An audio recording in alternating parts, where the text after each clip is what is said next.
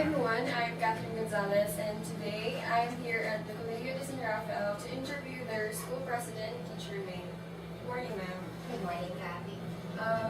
I would like to ask you a few questions about your job and this school, if that's okay with you. Of course, it's okay. I would like to start with asking you, how did you get interested into education? First of all, I came from a family of teachers. My nanay and my tatay were both teachers. My beloved lolo is also a teacher, and I think that's about it. How about this school? What inspired you, and how did you get started with the idea of having a school? The idea came when my daughter wanted to be a teacher, and I wanted to help my daughter. So we decided to open up preschool. And how did this school progress from just a preschool to having grade school, degree, and then high school? So we started in 1999, and we had, I think, 42 preschoolers. And after that, we decided to open up grade 1 and follow the grade, and until we eventually had 40 in high school. What can you, regarding your work, how can you describe, or what are the responsibilities of a school president? Well, being a school president, I think it's a magnified mother role. You're a mother to your teachers and staff, you're a mother to your students, and you're a friend to the parents. How can you describe a typical work day? A typical work day starts at 6:30, and I'll be out to greet the students good morning and wait for the teachers and ensure that everybody is safe and sound. Then I'll be going inside my office at 7 o'clock in the morning without breakfast. So I'll be waiting for the teachers and listening to the concerns of the teachers to start their day right. And then after that, I'll be monitoring the whole day, working on paperwork, checking the exams, and making sure that all the teachers and the students knows exactly what they're doing inside the school. How about the difficulties that you are encountering every day as a school principal? Not really. Difficulty actually is a part of life. If there's no struggle, then there's no victory. So there might have been little difficulties that you may say, but I don't look at it that way. I think all the things that's happening every day is a learning process. How about the difficulties that you had when you were just starting with the school and you were just introducing this school to the public? I think that's a very good question. We started in 1999 when everybody else were really having only one school, one private school in San Rafael to go to. And we offer an alternative to other schools, like we have personalized teaching, and it's more of taking chances. I think we started marketing the school in February of 1999, just in time for the school year to open in June. And February 14, we already have our first 10 enrollees, and we have our first model cake to introduce the school. And yeah, it was kind of hard at first, and the struggles that you were referring to will be struggling to make the community believe that your school is here to stay. You said something about the only private school that everyone's going to. And what difference do you think your school have that the other school doesn't? All schools have one objective, and that is to teach the children. The only difference maybe is they are Catholic school and we are not so Catholic. Okay. So you accept students from different religions. Okay. Regarding yourself, what course or what educational process did you take in order to get into education? First, I took business administration in FEU, and then before we opened the school, I took a specialization course in UP under Mount Fanashia. What about the if there were any, what jobs did you take before being a school president? I used to be a sales development manager. I used to be a sales trainer. I have been chosen by the company to represent the Philippines in various conventions. So basically, it's people oriented, and school is also people oriented. Do you like your work more today than your work before, or just? I always have this love for whatever I am doing. So when I was working in Manila, I can say that I enjoyed every minute of it, and I cannot compare it with what I'm doing right now. It's different. It's more of like profit oriented. But this time, as the school president, I think I am enjoying it and I'm loving it the more because it is much more fulfilling. By fulfilling, what do you mean? Fulfilling because you were able to do good to others. Fulfilling because you were not focusing on financial aspects of life. Fulfilling because you are dealing with fresh minds, the students, the parents, and your teachers. What about the best parts?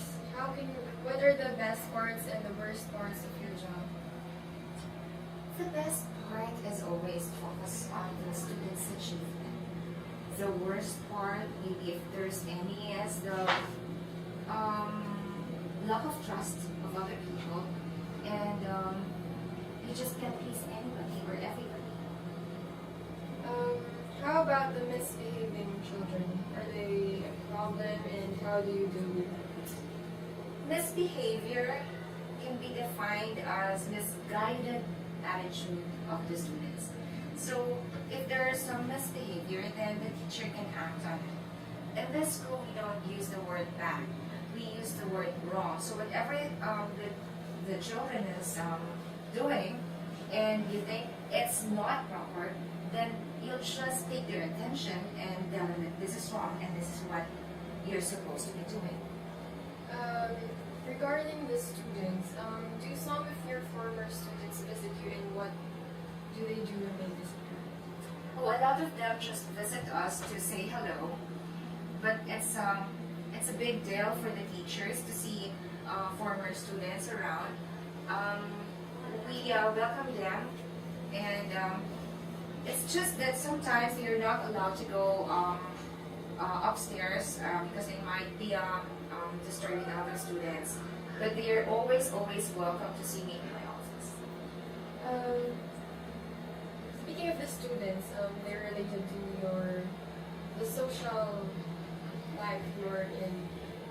How does being a school president change your social and family life? Social life, it's different because from a plain Mae, you will be addressed as Teacher Mae. And when we started in 1999, teachers were being called Mom. And then when we tried to introduce teacher, May here in our school and address each teacher with respect. As example, teacher Kathy or teacher Joy, then everybody else follow. We're just like setting the trend. I think the school that used to be using the word mom changed also to teacher whatever. Has your job or your, let's say, passion, as you regard it as another job, did this, just being a school principal affected your family? Yes, this is not a job for me. This is more of a passion. This is more of just doing what is best for the children. And yes, it also affected my role as a mom to my only daughter and now to my apo. And but it actually is working positively, not negatively. What can you consider your greatest achievement so far? My greatest achievement so far, Kathy, I think is to be able to show the community that Colegio de San Rafael is here to stay. We're here since 1999, and since 1999, people are saying that that school is going to close, that school is not going to make it, and it's 2013, and we're still open. That's the biggest achievement, actually. And seeing your students, your former students, conquer the world of professionals. What do you think? What quality of you do you think contributed to this success? I don't think we're successful already, number one. And number two, because if we consider ourselves successful, then we won't be striving for more. We will just relax and say, oh, we're successful already. So it's not like that. It's actually always aiming for more. More achievement, more recognition, and there's still a lot to develop. What programs does your school offer to develop, to achieve this, to achieve more achievements that you're talking about, or developments? So we're more focused on personalized teaching. And I think that what really matters in school is that you and your students understand each other. You respect them in the same manner that they respect you as the school president or as the school janitor or as the school teacher. Aside from you seem so passionate, of course, because you seem so passionate of being a teacher and a school president. Aside from this passion, let's say passion, what job do you picture yourself to be in? Oh, I would love to be a baker. I am a good baker. When I was in college, I thought I wanted to be a stewardess, but now that I am more matured, I've realized that it's not the profession that I like, it's the traveling that I like most. So, I think if I'm not a teacher, I'll be a baker. How can you, if there are any similarities in being a baker and a teacher, how can you relate them? Oh wow! Being a teacher is molding students. Okay, molding students. In baking, you're molding a cake, and you both want it to be good. So I don't know. Is there anything that you can compare? You have to cook it properly. The students and the cake. That's a good answer. What qualities do you think are necessary to in being a school president? Okay, Do I possess it? I really don't know if I'm a good, I don't know if I'm in the position to tell you that, but maybe if you consider me a good school president, that is because it's more of the sincere caring for the students rather than just doing it because I wanted to be good. I wanted to be. It's not a selfish intention. That's it. How about the offs during the day offs during the summer? Of course, the teachers are off from work during the summer. Are you also free from your work? No, summer actually is in the office, the school administration part. It's actually the busiest time of the year, the school year, because during summer you have to promote the school, you have to make promotional activities, you have to what do you call this? Motivate parents to enroll, and the most of we have is the break. That's really what I can consider my day off. What can you consider as I'm sorry, let me rephrase that. Okay. How can you what programs are you The curriculum? yes. Okay, we have personalized curriculum too, but we have to follow the RDEC or the BEC. Now that we have the K to 12 curriculum, then that's a little bit tricky. So we only offer that to grade 7, grade 8, grade 1 and 2. What promotional programs are you doing to introduce this school to more people? The promotion is actually being done by the parents that by the parents of the students that we have. Other than that, I think it is best to say that we will only be known to the people when we do good in our craft. Since we're on a video and people can see this, how can you encourage them to enroll in your school? Well, first and foremost, I think the audience of this video will not be our target market because you're in college already. But what I would like to say for all the students and your classmates and maybe to others who will be watching this, that what's important is you love what you're doing, be it a janitor or be it a baker, a teacher, a school president, whatever it is, a banker. If you love your job, then you'll definitely be happy. And whatever you do, always remember that God is with you. One last question. What advice can you give to the people who are interested in taking a similar career path, being a teacher, being a school president? Advice, study hard and know what you like.